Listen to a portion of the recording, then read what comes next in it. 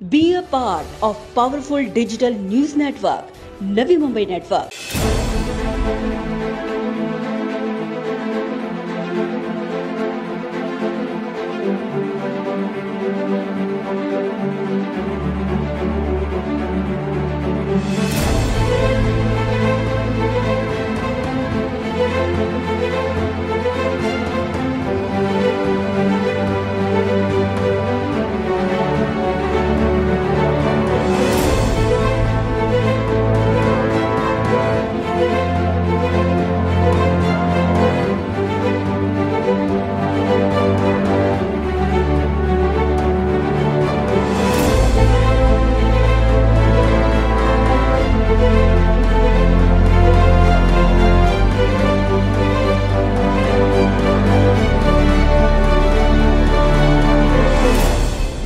प्रदूषण एक ऐसा मुद्दा जिसको लेकर नवी मुंबई के नेता, पूर्व पर्यावरण मंत्री और ऐरोली के विधायक गणेश नाइक हमेशा से ही जागरूक और सतर्क रहे हैं। खुद पूर्व विधायक संदीप नाइक भी इस प्रदूषण के मुद्दे को लेकर हर बार गणेश नाइक के माध्यम से आयुक्त अभिजीत बांगर को इस गंभीर मुद्दे की तरफ चेताते आ रहे हैं। इसीलिए अब चेतावनी नहीं बल्कि सीधे जवाब पूछने on the spot Ganesh Naik ने पूर्व विधायक संदीप नाइक और तमाम लोक प्रतिनिधियों के साथ महापे स्थित महाराष्ट्र प्रदूषण नियंत्रण मंडल के कार्यालय का दौरा किया, जहां पर उन्होंने एमपीसीबी के प्रादेशिक अधिकारी डीबी पाटिल और उनकी संपूर्ण टीम से मुलाकात की।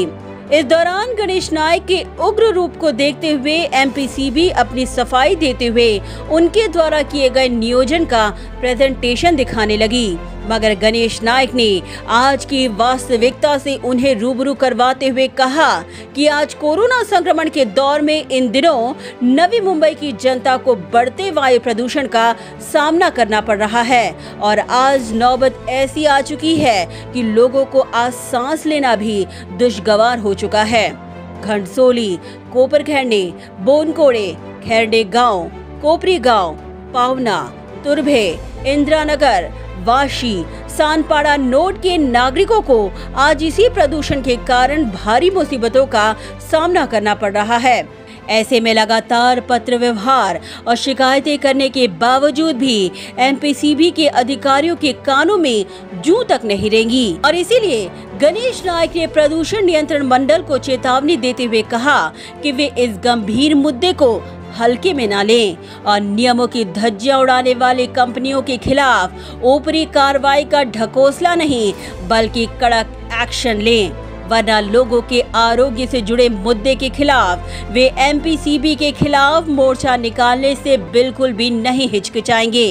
ये प्रदूषण का मुद्दा आज नवी मुंबई में कितना भयावह रूप अख्तियार कर चुका है, इसकी हकीकत बयान करने के लिए उन्होंने कोपरखैरणे प्रभाग क्रमांक 55 जो सबसे ज्यादा प्रदूषण से प्रभावित है, इसी प्रभाग का प्रतिनिधित्व करने वाले मुनावर पटेल को बैठक के दौरान गणेश नाइक ने वो वीडियो दिखाने को कहा जो इस वायु प्रदूषण की हकीकत बयान कर रही है।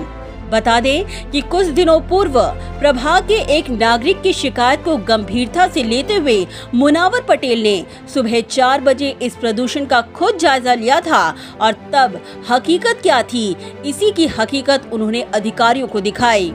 वहीं इस बैठक में मौजूद पूर्व विधायक संदीप नाइक, जनप्रतिनिधि मुनावर पटेल, शुभांगी पाटिल, पुरुषोत्तम भोयर, इन्होंने महाराष्ट्र प्रदूषण नियंत्रण बोर्ड के प्रादेशिक अधिकारी को अपनी मांगों का निवेदन सुपुर्द किया। गणेश नाइक की इस उग्र भूमिका के बाद प्रादेशिक अधिकारी डीबी पाटिल ने कठोर कार्रवाई का आश्वासन देते हुए कहा कि प्रदूषण को नियंत्रण में लाने के लिए हर संभव प्रयास किया जाएगा।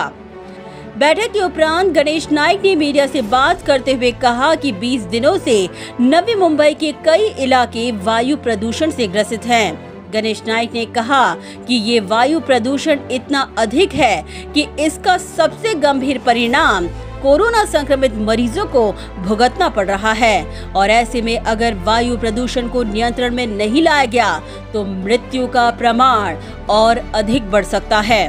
गेल्या साधारणपणे 20 दिवसापासून संध्याकाळी 7 नंतर आपण जिथं हा माफे परिसर, घणसोलीच्या नोडचा जवळजवळ अर्धा परिसर, घणसोली गावचा काही भाग, कोपरखर्णे गाव, बोनकोडे, खेरणे, कोपरखर्णे पूर्ण नोड, कोपरी गाव, पावना गाव, तुर्बे गाव, तुर्ब्याचा नोड, वाशी, सानपाड्यापर्यंत त्या ठिकाणी संध्याकाळी इतक्या मोठ्या प्रमाणामध्ये धूर म्हणजे एअर पोल्युशन, हवेचं प्रदूषण त्या ठिकाणी होत असताना गेली 3 आठवडे आम्ही माननीय महापालिका आयुक्त यांच्याकडे ही तक्रार केली होती.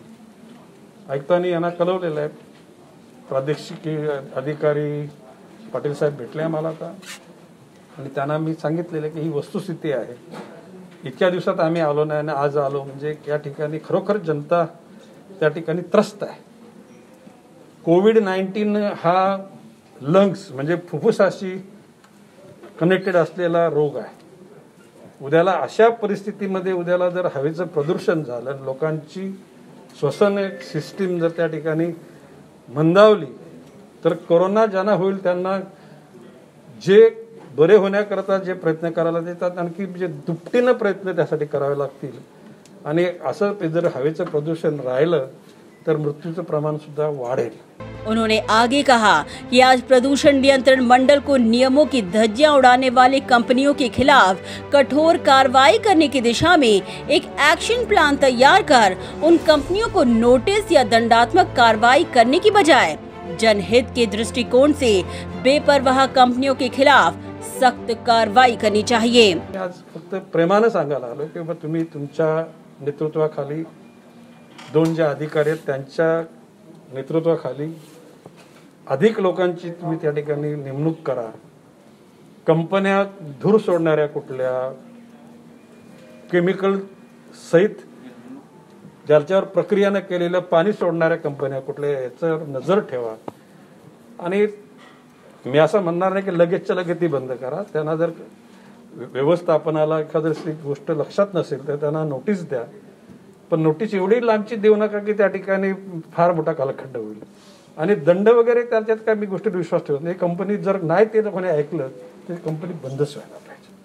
पब्लिकच्या इंटरेस्टमध्ये, इन लार्जर पब्लिक इंटरेस्ट, जनतेच्या अतिशय विशाल हिताकरता अशा प्रकारच्या बेपर्वानं वागणाऱ्या कंपन्या बंद व्हायला पाहिजेत आणि लोकांना जीवन सुखर होणं गरजेचं आहे. अशा प्रकारची आम्ही त्यांना भूमिका सांगितलेली आहे. इस दौरान गणेश नायक ने ये भी चेतावनी देते हुए कहा कि भले ही एमपीसीबी के अधिकारियों ने उन्हें कार्रवाई करने का आश्वासन दिया हो, परंतु अगर ठोस कार्रवाई नहीं हुई तो वायु प्रदूषण के शिकार नागरिकों के साथ वे एमपीसीबी के खिलाफ मोर्चा निकालेंगे. त्यांनी सांगितलेलं आहे की आम्ही आमच्या अधिकाऱ्यांच्या नेतृत्वाखाली गरजे एवढ्यात लोकांची नेमणूक करतो आणि जे कारखाने हवेचं प्रदूषण, पाण्याचं प्रदूषण आणि आवाजाचं नॉईज प्रदूषण करत असतील त्या घटकांवर कारवाई करू. मी त्यांना सांगितले की या ठिकाणी आम्हाला जे पीडित लोकांच्या सगळ्यांचा मोर्चा घेऊन इथे येण्याची परिस्थिती निर्माण करू नका. आम्ही ज्याला पुन्हा कधी येऊ त्यावेळेला तुमचं कौतुक करण्यासाठी आम्ही सुचवल्याप्रमाणे तुम्ही कारवाई केली, लोकांचा त्रास संपला हे सांगण्याकरता येण्याची वेळ आम्हाला तुम्ही आणा, अशा प्रकारची भूमिका त्यांना मांडलेली आहे. गणेश नायक ने ये भी कड़क शब्दों में कहा कि प्रदूषण नियंत्रण मंडल में जो अकार्यक्षम अधिकारी हैं उनको तुरंत सक्षम किया जाए और अगर बावजूद इसके कोई कदम नहीं उठाया जाता है तो आने वाले दिनों में प्रदूषण मंडल को ही नियंत्रण में लाने के लिए कदम उठाए जाएंगे. एखादा अधिकारी दिसायला फक्त पेपरवर चांगलं करतो परंतु प्रॅक्टिकलमध्ये त्याचं काम नीट नसतं, तर त्या अधिकाऱ्यांनी फील्डला जाऊन फील्डमध्ये काय चाललेलं आहे याचा अभ्यास करून त्याच्यावर कारवाई करणं गरजेचं आहे. आणि त्या अनुषंगाने सूचना केलेल्या आहेत. निश्चितपणे त्यांनी त्या पद्धतीने आम्ही कारवाई करू अशा प्रकारे भूमिका मांडलेली आहे. बघूया आता जे काय घडतंय त्यांच्या कानावर घातलेलं आहे. एकदा जर त्या ठिकाणी कानावर घालून त्याच्या सुधारणा नाही घडली तो प्रदूषण नियंत्रण मंडलाला सुद्धा नियंत्रण आणण्याची पुढची पावलं टाकली जातील. इस दौरान गणेश नायक ने प्रदूषण नियंत्रण कक्ष का भी बारीकी से जायजा लिया. ब्यूरो रिपोर्ट, नवीन नेटवर्क.